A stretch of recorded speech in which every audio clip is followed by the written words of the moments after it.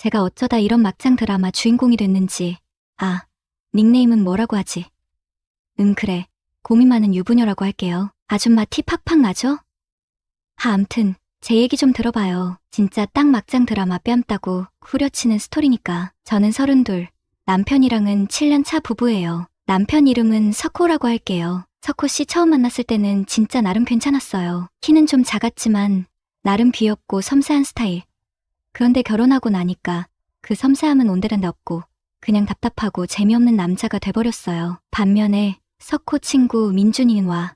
진짜 이름처럼 번쩍번쩍 빛나는 남자예요. 키 크고 어깨 넓고 운동해서 몸도 탄탄하고 게다가 말도 재밌게 잘해서 주변의 여자들이 끊이질 않아요. 석호랑은 완전 정반대죠. 석호는 결혼하고 나서부터는 저한테 손끝 하나 까딱 안 하려고 하고 맨날 친구들 불러다가 술판이나 벌여요. 저는 뭔 술상 차리는 기계도 아니고 진짜 짜증나 죽겠는데 괜히 뭐라고 했다가 싸움 나면 더 피곤하니까 그냥 참고 술상 차려주고 같이 술 마시고 그랬죠. 그러던 어느 날 석호가 또 친구들을 불렀는데 그중에 민준이도 있었어요. 그날따라 석호는 회식이라고 늦게 온다고 하고 저는 민준이랑 둘이서 먼저 한잔하게 됐죠. 어휴, 형수님 오늘 진짜 예쁘시네요. 형은 좋겠다. 민준이가 은근슬쩍 칭찬을 하는데 제 심장이 왜 그렇게 쿵쾅거리던지 석호는 칭찬 한번 해주는 법이 없는데 말이죠. 술이 한 잔 두 잔 들어가니까 저도 모르게 석호 흉을 막 봤어요. 우리 석호 씨는 말이에요. 결혼하고 나서는 저한테 완전 무관심.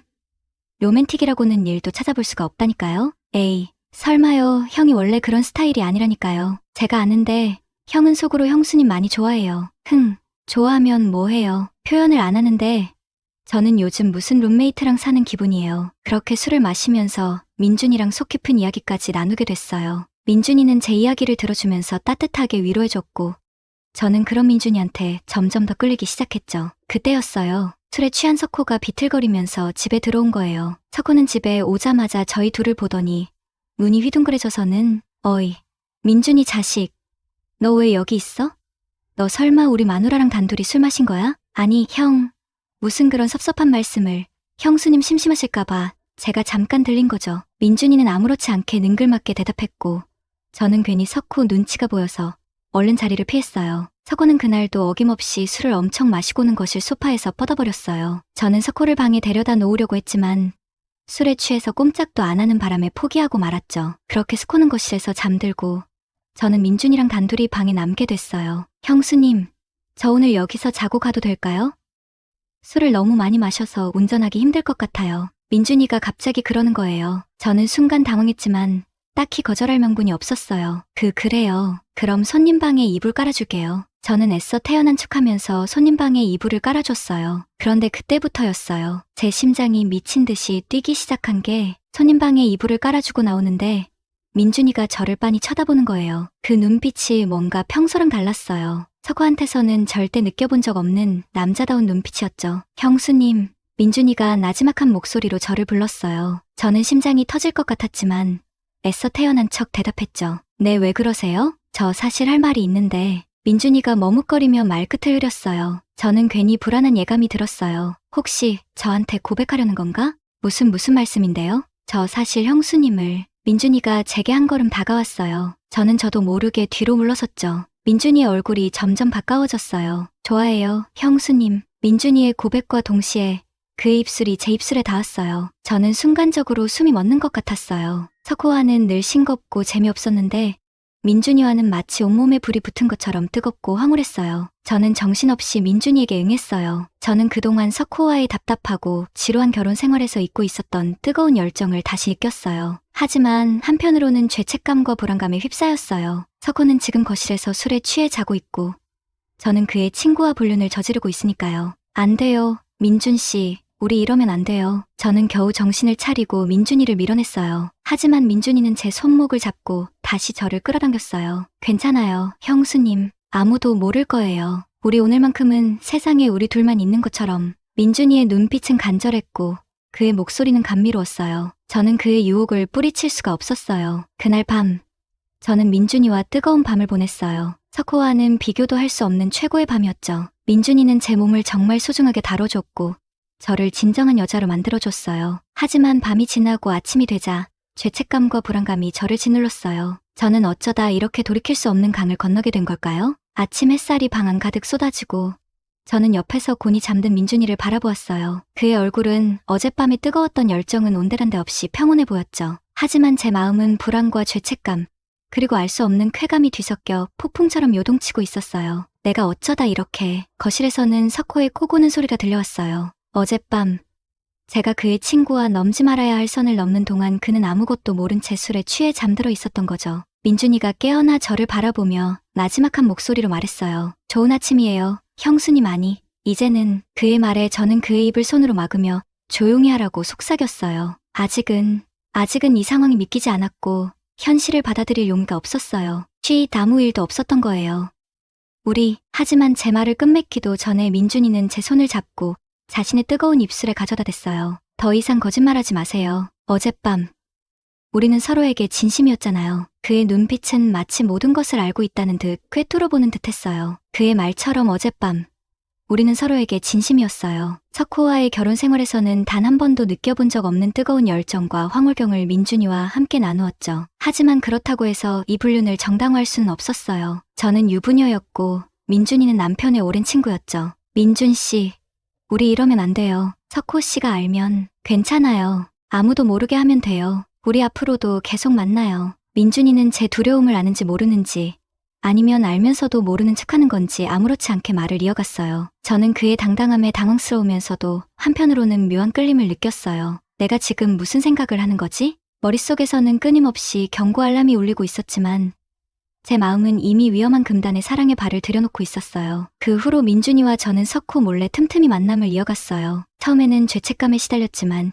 시간이 지날수록 석호와의 무료한 일상에서는 느낄 수 없었던 짜릿함과 행복에 빠져들었죠. 민준이는 제게 늘 달콤한 말들을 속삭였고 저를 위해서라면 무엇이든 할 수 있다고 말했어요. 자기야, 오늘 너무 예쁘다. 보고 싶어서 미치는 줄 알았어. 내가 널 얼마나 사랑하는지 알잖아. 민준이의 달콤한 속삭임에 저는 완전히 세상의 모든 것을 잊은 듯 행복에 젖어들었어요. 하지만 동시에 이 행복이 언제까지 지속될 수 있을지, 석호가 우리의 관계를 알게 되면 어떻게 될지에 대한 불안감도 커져갔죠. 민준 씨, 우리 이러다 정말 큰일 나는 거 아니에요? 괜찮아, 자기야. 아무도 모르게 조심하면 돼. 우리 그냥 지금 이 순간만 생각하자. 그의 말처럼 우리는 들키지 않기 위해 늘 조심했고 주변 사람들 눈을 피해 은밀하게 만남을 이어갔죠. 하지만 불안한 예감은 좀처럼 사라지지 않았어요. 그러던 어느 날 석호가 평소와 다르게 일찍 집에 돌아왔어요. 저는 민준이와 함께 있다가 깜짝 놀라 허둥지둥 그를 숨겼죠.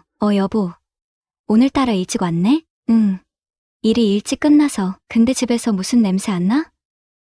남자 냄새 같은 게. 석호의 말에 저는 심장이 철렁 내려앉는 것을 느꼈어요. 혹시 그가 눈치챈 걸까요? 민준이가 갑자기 방에서 나와 스코 씨에게 인사하였어요. 민준이 방에서 나오는 순간 저는 숨이 멎는 줄 알았어요. 하지만 민준이는 제 불안한 시선은 아랑곳하지 않고 태연하게 웃으며 석호에게 말했죠. 형님, 오늘도 한잔해야죠? 어떻게 이 시간에 우리 집에? 석호는 당황한 기색이 역력했지만 민준이는 전혀 개의치 않는 듯 말을 이었어요.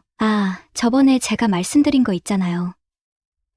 민준이는 능글맞게 말을 흐렸고 석호는 금세 그의 말에 맞장구를 치며 무슨 이야기인지 알겠다는 듯 고개를 끄덕였어요. 도대체 무슨 이야기를 했던 건지 저는 전혀 알 수 없었죠. 맞아. 그랬었지. 석호는 민준이의 말에 반색하며 그를 반갑게 맞이했어요. 그리고는 곧장 술을 찾으며 밖으로 나가 한잔하자고 제안했죠. 하지만 민준이는 능청스럽게 웃으며 말했어요. 에이, 형님, 형수님 심심하신데 집에서 한잔해야죠. 순간 저는 민준이의 의도를 알 수 없어 당황했어요. 대체 왜 이런 상황을 만드는 걸까? 불안한 마음은 가시지 않았지만 석호는 이미 민준이의 말에 신이 나서 친구들에게 전화를 걸어 집들이를 하자며 호들갑을 떨기 시작했어요. 저녁이 되자 석호의 친구들이 하나둘씩 집으로 모여들었고 저는 또다시 안주 만드는 기계처럼 쉴 새 없이 술상을 차려야 했죠. 하지만 이상하게도 오늘은 전혀 힘들지 않았어요. 오히려 민준이가 석호 옆에 앉아 그의 친구들과 어울려 술잔을 기울이는 모습을 보며 알 수 없는 안도감과 함께 묘한 쾌감마저 느껴졌어요. 내가 미쳐도 단단히 미쳤나 봐. 저는 애써 복잡한 감정을 억누르며 술상을 치웠어요. 그때였어요. 민준이가 갑자기 제 손목을 잡아 끌며 조용히 속삭였죠. 오늘 밤 나랑 같이 있자. 민준의 손가락이 제 손목에 닿는 순간 온몸에 전류가 흐르는 듯한 짜릿함을 느꼈어요. 동시에 죄책감과 두려움, 그리고 알 수 없는 설렘이 뒤섞여 머릿속이 어지러웠죠. 저는 차마 민준의 눈을 마주 볼 수 없었어요. 그의 제안에 뭐라고 답해야 할지 알 수 없었죠. 석호와의 무료한 일상 속에서 잊고 지냈던 감정들이 민준으로 인해 다시금 요동치기 시작했지만 그 끝이 어디일지 너무나 두려웠어요. 자기야, 생각할 시간 필요한 거 알아. 하지만 더 이상 형님을 속일 수는 없어. 민준이는 제 손을 놓으며 진지한 표정으로 말했어요. 그의 눈빛은 마치 모든 것을 걸었다는 듯 간절해 보였죠. 내일 저녁 우리 집 앞 공원으로 나와. 기다릴게. 민준이는 더 이상 제게 아무 말도 하지 않고 조용히 자리를 떠났어요. 그의 뒷모습을 바라보며 저는 깊은 생각에 잠겼죠. 내일 어떻게 해야 하지? 한쪽에서는 익숙하고 안정적인 삶을 약속하는 석호가, 다른 한쪽에서는 짜릿하고 위험하지만 설렘을 주는 민준이 저를 기다리고 있었어요. 선택의 기로에 선 저는 어떻게 해야 할까요? 도와주세요. 오늘의 사연은 여기까지입니다. 구독과 좋아요는 사랑입니다. 형수님이 올해 43살이고 형님은 저보다 7살 많아 45살이에요. 두 분은 함께 고깃집을 운영하고 있는데 장사가 아주 잘 돼요. 형수님은 결혼한 후로 형님만을 바라보며 살아온 조금 옛날 생각을 가진 분이세요. 사람들과 잘 어울리는 편은 아니지만 형님은 사람들을 끌어들이는 매력이 있어서 형수님은 대체로 형님을 따라가곤 해요. 장사를 하시면서도 마음이 착하고 본인의 주장을 강하게 내세우지 않아서 주변 사람들이 형수님을 많이 좋아해요. 두 분이 식당을 운영하면서 서로 다투는 모습을 본 적이 없어서 주변에서는 부부 사이가 좋다고들 하세요. 하지만 최근에 알게 된 건 사실 그렇지 않다는 거예요. 부부 사이가 좋아 보였던 것은 형수님의 조용하고 온화한 성격 때문이었던 것 같아요. 형수님은 독실한 불교 신자시기도 하고 시간이 날 때마다 암자를 자주 찾으셨어요. 운전을 못하시기 때문에 형님에게 부탁드리면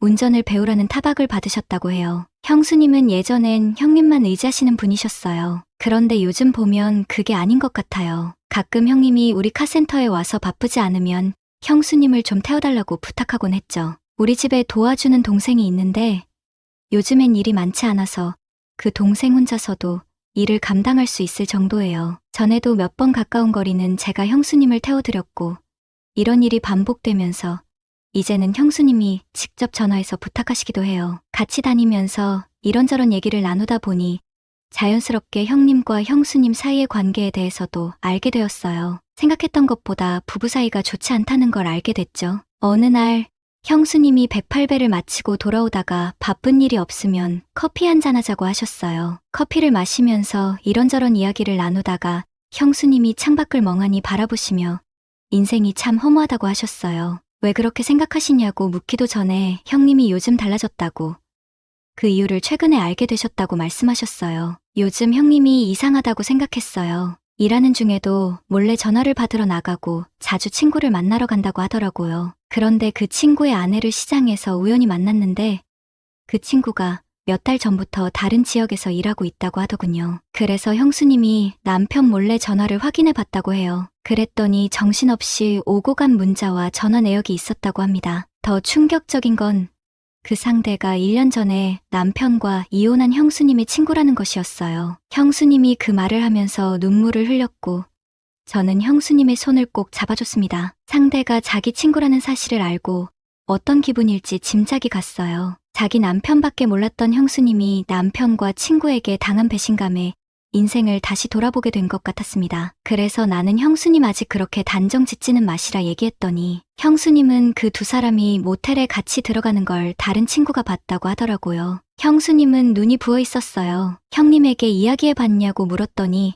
형님은 아니라고 부정하며 화를 냈다고 해요. 친구에게는 자기 기분을 감당할 수 없을 것 같아서 전화도 하지 않았다고 했습니다. 형수님의 기분을 전환시키고자 바닷가로 드라이브를 갔어요. 오늘은 모든 걸 잊고 바다바람을 맞으며 기분 전환하세요 라고 말했더니 형수님이 활짝 웃으셨어요. 우리는 바닷가에 있는 횟집에서 신선한 회를 즐기고 방파제를 걸었어요. 형수님이 지금까지 너무 어리석게 살았던 것 같아. 앞으로는 더 즐겁게 살 거야 라고 말씀하셨어요. 저희는 암자에 다녀오는 길에 자주 바닷가에 들러 회를 먹곤 했어요. 그러다 보니 자연스럽게 노래방에도 가게 되고 서로의 고민을 들어주는 시간도 가졌어요. 가끔은 차 안에서 늦은 밤까지 이야기를 나누기도 했어요. 형수님을 더 깊이 이해하게 되면서 형수님에 대한 애정도 커졌어요. 어느 날 차 뒷좌석에 앉아 이야기하는 형수님이 너무 사랑스러워 자연스레 껴안았는데 형수님이 잠시 가만히 있다가 제 팔을 끌어내셨어요. 그 후